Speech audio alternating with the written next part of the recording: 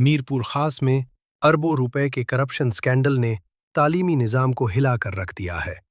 जहां साबिक कंट्रोलर अनवर अलीम की गिरफ्तारी के बाद तहलका खेज इंकशाफात सामने आ रहे हैं।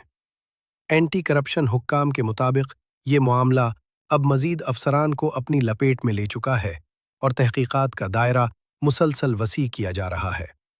हुक्काम का कहना है कि नवाब शाह तालीमी बोर्ड में तकरीबन 90,000 तलबा के नताइज तब्दील किए गए, जबकि हैदराबाद, सखर, लाड़काना और कराची के तालीमी बोर्ड्स में भी बड़े पैमाने पर नताइज में हीरा फेरी की गई।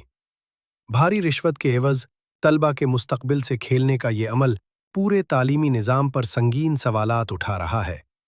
ताज़ा पेशरफ्त के मुताबिक एंटी करप्शन इस्टेब्लिशमेंट मीरपुर खास ने तहकीकात को मज़ीद आगे बढ़ाते हुए अहम अफसरान को तलब कर लिया है। उनमें Sindh universities and boards department के एक डिप्टी सेक्रेटरी और मुतअद्दिद साबिक चेयरमैन शामिल हैं, जिनसे बयानात रिकॉर्ड किए जा रहे हैं। ज़राए के मुताबिक महकमा के सेक्रेटरी को भी हिदायत दी गई है कि वो मुकम्मल रिकॉर्ड फराहम करें, जबकि तहकीकात में मुआवनत के लिए एक मातहत अफसर की खिदमात भी हासिल की गई हैं।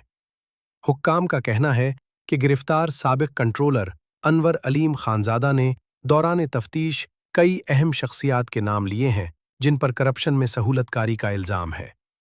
मज़ीद इंकशाफात के मुताबिक एक साबिक चेयरमैन को मुबैना तौर पर 1,50,00,000 रुपए रिश्वत दी गई, जबकि दीगर दो साबिक चेयरमैन जुल्फ़िकार अली शाह और बरकत अली हैदरी के हवाले से बिलतरतीब 1,35,00,000 और 80,00,000 रुपए की अदायगियों का भी जिक्र सामने आया है।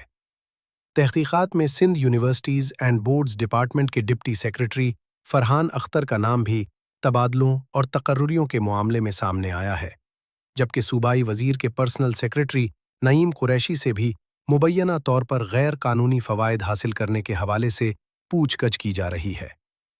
तमाम मुतल्लिका अफराद को हिदायत की गई है कि वो एंटी करप्शन इस्टेब्लिशमेंट मीरपुर खास के सामने पेश होकर अपना मौक़िफ़ वाज़ेह करें और बयान रिकॉर्ड करवाएं, जबकि महकमा के सेक्रेटरी से इंतज़ामी फ़ैसलों की मुकम्मल तफसीलात तलब की गई हैं।